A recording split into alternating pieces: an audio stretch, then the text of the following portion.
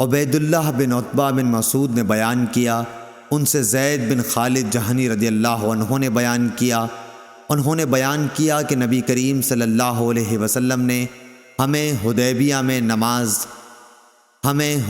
میں صبح کی نماز پڑھائی اور رات کو بارش ہو چکی تھی۔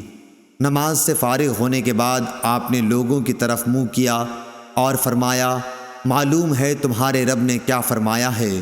لوگوں نے کہا کہ اللہ اور اس کے رسول خوب جانتے ہیں۔